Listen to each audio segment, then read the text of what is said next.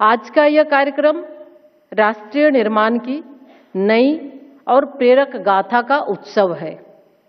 यह वह पावन क्षण है जब संकल्प, समर्पण और सफलता का संगम हमारे सामने साकार हो रहा है। साथियों, नारी शक्ति वंदन अधिनियम हमारी मातृशक्ति के वर्षों के संघर्ष और साधना की लोकतांत्रिक सिद्धि का महापर्व है। यह महिलाओं के सामर्थ्य, आत्मसम्मान और लोकतांत्रिक भागीदारी को सुनिश्चित करने वाला युगांतरकारी परिवर्तन है।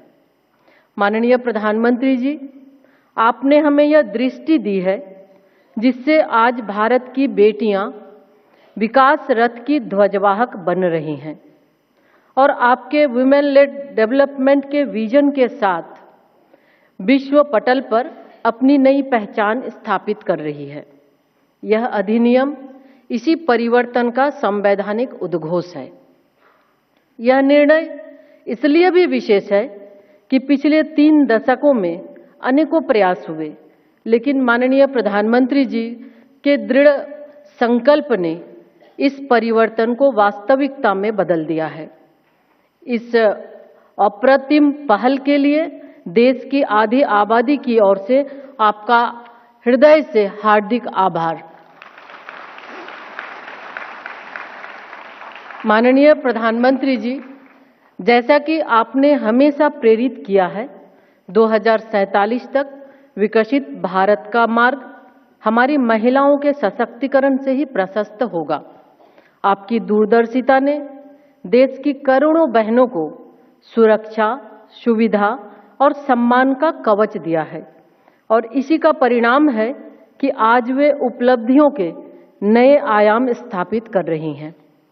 पिछले 11 वर्षों में बेटी बचाओ बेटी पढ़ाओ से शुरू हुई यह यात्रा एक सामाजिक आर्थिक क्रांति बन चुकी है।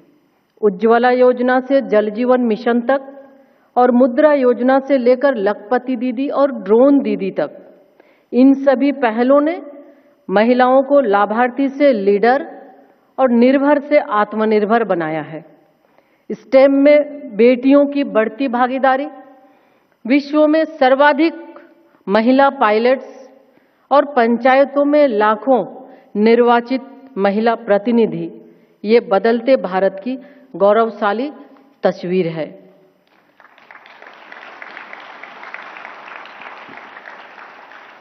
साथियों, देश में ऐसी असंख्य महिलाएं हैं जो अपने पारिवारिक दायित्वों को पूर्ण समर्पण, निष्ठा और प्रतिबद्धता के साथ निभा रही हैं। यह अधिनियम उन सभी बहनों की आवाज को प्रतिनिधित्व देते हुए उनके अनुभव और दृष्टिकोण को भी नीतियों में समाहित करेगा।